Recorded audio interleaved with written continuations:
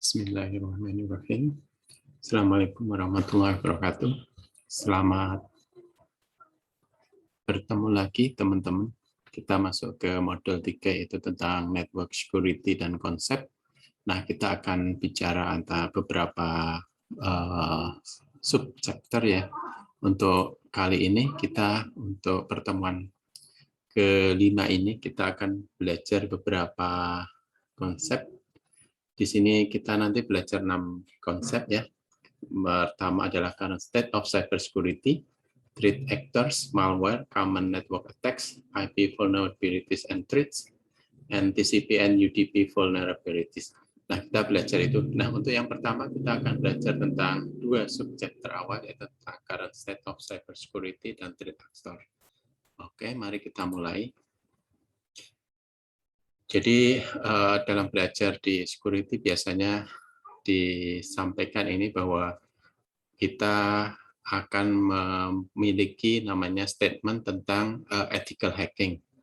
Karena beberapa bisa belajar tentang teknik dan tools dalam suatu sandbox atau satu tempat ya, lingkungan tertentu di mana ada virtual machine, bagaimana menggunakan untuk beberapa serangan cyber. Jadi ini merupakan eksperimen dan biasanya kita diminta supaya kita tetap menggunakan cara-cara yang sudah kita pelajari untuk digunakan dengan bijak. Artinya kita tidak menggunakan untuk merugikan orang lain, tidak merusak sistemnya orang lain. Karena begitu kita masuk ke sana itu nanti akan berkaitan dengan cyber law ya, hukum di dunia maya. Baik, kita mulai di yang pertama tentang current state of cybersecurity. Nah, apa itu? Beberapa istilah di sini tentang current state di cybersecurity. Jadi cyberkriminal, kalau Anda lihat sekarang cyberkriminal, kita memiliki expertise, keahlian, dan juga tools yang sangat canggih saat ini sudah banyak, sehingga kita tinggal menggunakan saja. Jadi tools ini dan teknik ini akan terus berubah ya, semakin berubah menjadi semakin canggih. Nah, kemudian untuk menjaga ya networknya supaya tetap aman, maka beberapa proteksi komersial biasanya ditawarkan. Jadi beberapa yang harus kita pahami sebagai seorang user, beberapa term atau istilah dalam security, dalam berkaitan dengan security ini. Yang pertama adalah aset. Aset adalah apapun yang bermanfaat atau berguna bagi sebuah organisasi, termasuk orangnya, people-nya, equipment-nya, resources-nya, dan data terutama ya. Kemudian aset ini contohnya kita sekarang sering ya sudah mendengar beberapa kali kita diminta mengumpulkan nomor induk kependudukan misalnya bersama KTP di satu institusi tertentu yang menyediakan aplikasi, namun ternyata Anda tahu ya, ternyata beritanya beberapa bulan yang lalu ternyata itu bocor, data itu bisa diambil orang lain. Nah, itu yang jadi masalah juga. Nah, itu kan berkaitan dengan aplikasi. Saya jadi ingat yang masalah ini, jadi walaupun Anda mainnya ya, interestnya di dunia aplikasi, tapi ada baiknya Anda juga mengerti tentang security ini. Karena jangan sampai aplikasi yang Anda bangun itu ujung-ujungnya justru merugikan orang lain. Contohnya tadi ya, mungkin mereka nggak sadar untuk bikin aplikasi, ternyata ada beberapa celah yang bisa, celah keamanannya itu dimanfaatkan oleh orang lain, sehingga bisa mengambil data. Nah, itu yang perlu Anda lakukan. Kenapa kita menambahkan ya, melengkapi mata kuliah kita dengan network, dengan security dan sebagainya, karena aplikasi-aplikasi yang Anda bangun nanti itu tidak akan bisa lepas dari jaringan. Jadi nggak ada sekarang aplikasi yang stand alone ya, berdiri sendiri untuk saya sendiri, nah, nggak ada gunanya seperti itu. Biasanya aplikasi itu akan berjejaring menggunakan network, kemudian juga di situ ada sesuatu yang harus dijaga, yaitu keamanan data yang sudah dititipkan oleh penggunanya. Yang berikutnya adalah vulnerability di sini yang kedua. Ini adalah kelemahan dari sistem atau kerentanan dari sistem sebetulnya ini. Vulnerability itu adalah kerentanan. Atau selain sistem yaitu dari desainnya mungkin rentan dan juga bisa dieksploit oleh suatu threat ya, suatu ancaman dan luar. Nah, threat itu apa? Threat itu adalah potensial, bahaya potensial kepada aset dari perusahaan atau aset dari organisasi, data organisasi maupun fungsionalitas dari jaringan di sana. Kemudian apa itu yang namanya exploit? Nah, exploit itu adalah mekanisme yang akan mengambil keuntungan dari adanya kerentanan tadi atau celah keamanan ya, vulnerability tadi. Kemudian ada lagi yang namanya mitigasi. Nah, mitigasi itu sebetulnya adalah bagaimana kita mengcounter, bagaimana kita menghalangi ya atau mengurangi jadi dari potensial risiko itu bagaimana kita mengurangi. Jadi network security beberapa itu berkaitan dengan beberapa teknik-teknik mitigasi. Jadi tidak hanya satu saja. Nah, kemudian masalah risk atau risiko. Nah, risiko ini adalah bagaimana kalau seandainya terjadi serangan atas kerentanan dari sebuah aset, kemudian tujuannya biasanya adalah negatif yang akan berakibat negatif dari organisasi. Nah, risiko ini di measure ya, diukur dengan adanya kemungkinan dari terjadinya pada serangan di sana dan konsekuensinya itu seperti apa. Nah, itu adalah yang disebut sebagai risiko di sini. Nah, kemudian apa itu yang faktornya atau pembawanya, penyebabnya apa dari serangan di network. Nah, biasanya penyebabnya itu adalah aktor ya, adalah aktor di sini. Aktor yang dapat meroleh akses ke server. Server itu di sini misalnya, ini suatu perusahaan atau ke host atau malah justru ke jaringan semuanya ini. Jadi biasanya aktor ini bisa dari external threat ini atau bisa jadi internal threat. Nah, kira-kira kalau Anda bisa bayangkan kira-kira bahaya yang mana antara eksternal dan internal? Karena di sini ada dua. Jadi kalau di sini disampaikan bahwa kalau datanya dari internal itu punya potensial damage-nya lebih besar daripada external threat di sini. Karena apa? Karena internal ini sudah di dalam organisasi ini, teman-teman semua. Sudah di dalam sini. Jadi dia punya keleluasaan untuk menyerang di sini. Kalau eksternal, dia harus lewat firewall dulu. Dia harus lewat firewall dulu. Nah, ini tidak mudah untuk lewat firewall. Dia perlu kecakapan khusus, ya, keterampilan khusus, keahlian khusus untuk bisa masuk lewat firewall. Nah, tapi kalau internal di sini itu yang jadi lebih bahaya. Baik, berikutnya adalah kehilangan data. Nah, ini kehilangan data atau datanya itu bocor. Kemarin ada mungkin beberapa bulan yang lalu barusan saja itu beberapa penyelenggara atau yang dari pemerintah ya mengumpulkan data-data dari penduduk, kemudian ada NIK, kemudian kadang-kadang diminta upload KTP dan sebagainya, tapi ternyata sayangnya tidak bisa dilindungi dengan baik. Itu kalau di luar negeri bisa dituntut ya, cuma di sini kita nggak tahu nuntutnya seperti apa. Nah, yang terjadi adalah kehilangan data atau datanya sebetulnya bocor dan itu mungkin tidak disengaja ya, tidak disengaja karena apa? Tidak disengaja hilang, tidak sengaja dicuri atau bocor ke dunia luar. Nah, ini sebetulnya kan sengaja maupun tidak sengaja. Sengaja mungkin dari pihak dalam, ada orang dalam yang tadi ya secara internal dia menyerang. Entah apa sebabnya, mungkin karena dia nggak senang atau dia sakit hati dan sebagainya. Nah, itu bahayanya orang dalam seperti itu. Kalau yang unintentionally itu kemungkinan biasa internasional juga dari eksternal juga bisa ya, tapi agak inilah memang perlu ini khusus dari luar, itu perlu effort khusus. Ya, unintentional itu tadi yang saya carakan, mungkin ada celah keamanan saat membuat aplikasi sehingga aplikasi tidak terlalu aman. Nah, itu yang kami harapkan Anda saat ini sedang belajar, mungkin Anda di programming, senang di programming, tapi ingat di sana waktu Anda memprogram, membuat aplikasi, tolong diingat juga bahwa aplikasi Anda biasanya pasti akan berkaitan dengan network. Nah, kenapa Anda belajar network? Kemudian pasti akan berkaitan saat ini dengan data. Nah, data itu kan harus dilindungi. Nah, itu perlu namanya network security-nya, data security dan sebagainya.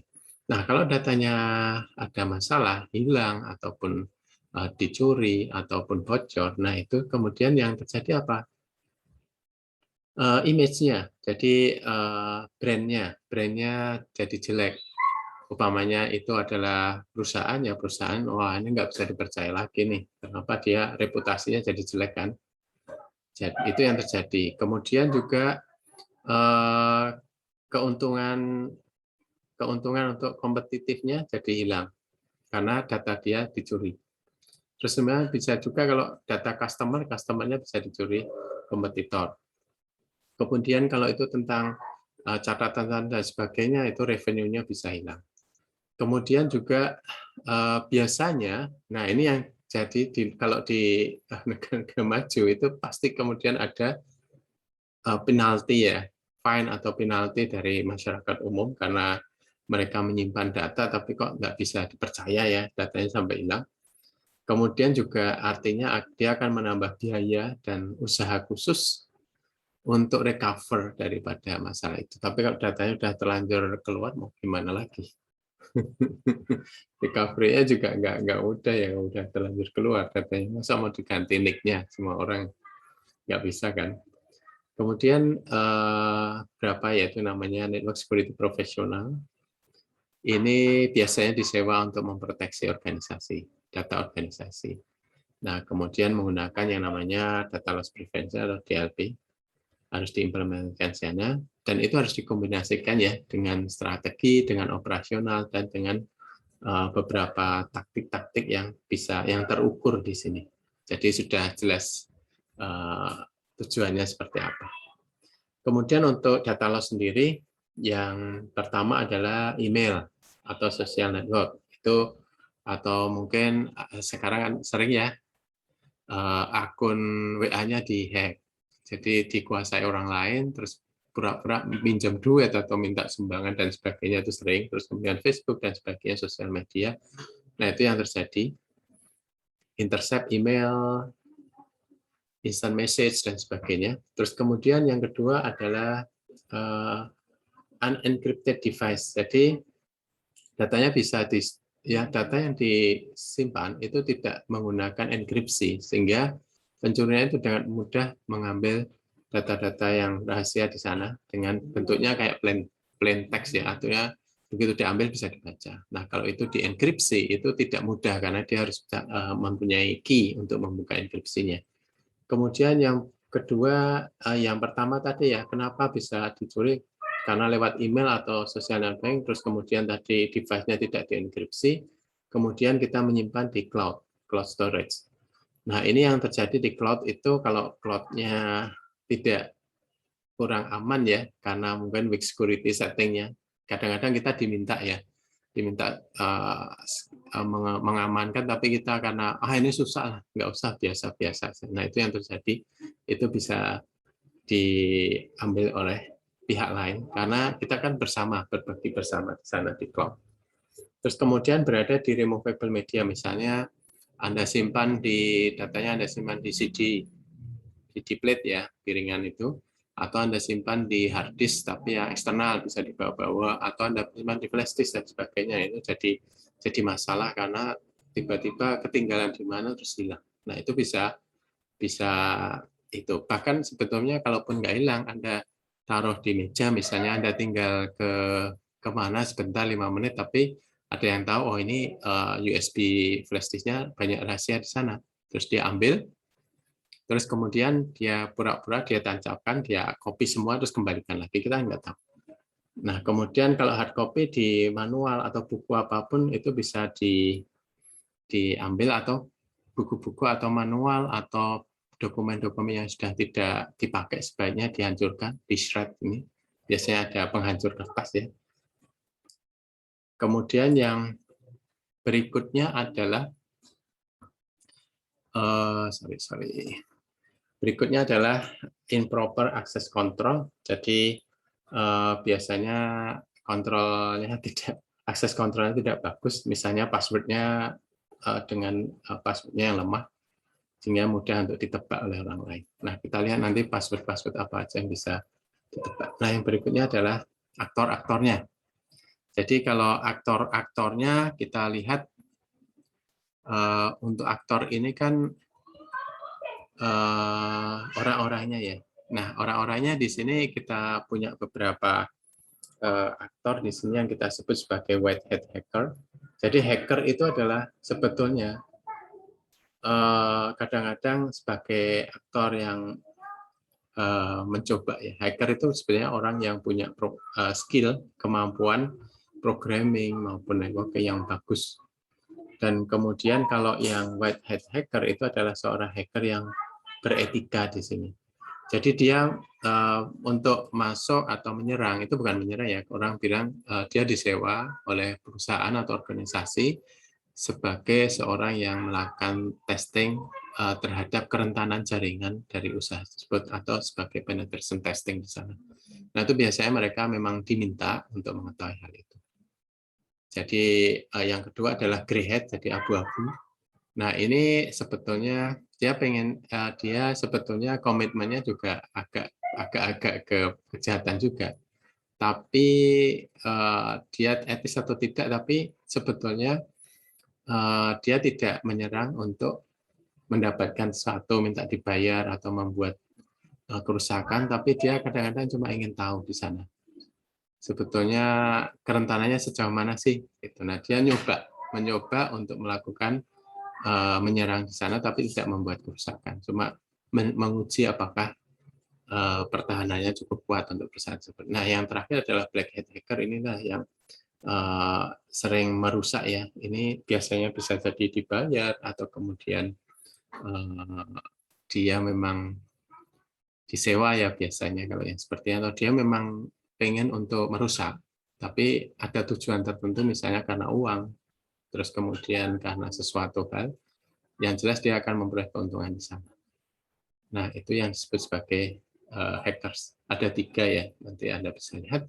Terus kemudian ini adalah perubahan dari seorang hacker.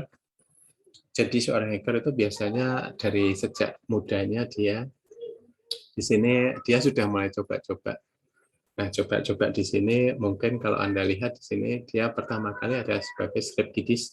Jadi pas mudanya dia ini belasan tahun belum punya pengalaman sebagai hacker, tapi dapat bacaan dan sebagainya, ada tools, ada script yang bisa untuk mengganggu ya dalam tanda petik. Mungkin dia nyoba-nyoba aja, nggak ada kemauan atau intensi atau maksud untuk mendapatkan untung dari sana. Yang kedua adalah vulnerability broker. Nah, ini yang biasanya disebut grey hat hacker. Jadi dia akan dia akan mengeksploit, kemudian mereport ke vendornya, dan kadang-kadang dia dapat reward dari vendornya. Misalnya kita menggunakan Microsoft, gitu kan, terus dia nyoba-nyoba apa sih yang kelemahan ini, dia serang, punya orang yang sedang menggunakan, nah kemudian ketemu hole-nya, dia sampaikan ke perusahaan yang membuat, mungkin dia akan dapat ini ya, dapat hadiah dari, tapi awalnya dia tidak punya intensi ke sana. Kemudian ada yang namanya hacktivist. Nah, ini dia melakukan hack, dia juga grey hat hacker. Nah, dia sebuah organisasi yang memprotes sesuatu, memprotes organisasi atau memprotes pemerintah tertentu, dan dia mengirimkan artikel, video, leaking sensitive information, dan performance juga melakukan serangan terhadap network. Terus yang naik lagi adalah yang cyber criminal. Nah, ini yang disebut sebagai black hat hacker. Dia bisa kerja sendiri, self-employed, atau dia bekerja untuk cybercrime organization. Nah, itu sekarang juga kemarin cukup ini juga ada beberapa yang punya ini cukup profesional ya dia untuk melakukan hal-hal seperti itu. Kemudian ada state sponsor, nah itu biasa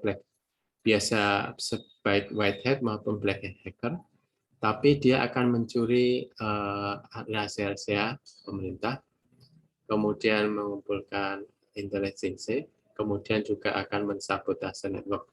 Targetnya adalah foreign government, terrorist group, atau corporation-nya, dan biasanya ini berpartisipasi bersama-sama karena dia ada yang menamakan state sponsor hacking-nya. Nah, itulah tadi yang beberapa yang ini. Sekarang tentang cyberkriminal sendiri. Nah, ini satu contohnya cyberkriminal mencuri jutaan miliaran dolar dari consumer dan bisnis. Biasanya cyberkriminal secara underground, mereka akan membeli, membayar, atau mereka berjualan ya tentang toolkit yang dipakai, kemudian zero day exploit code, botnet, kemudian banking trojan, keylogger, dan banyak lagi. Dan mereka akan berjual beli secara underground. Targetnya adalah small business dan consumer.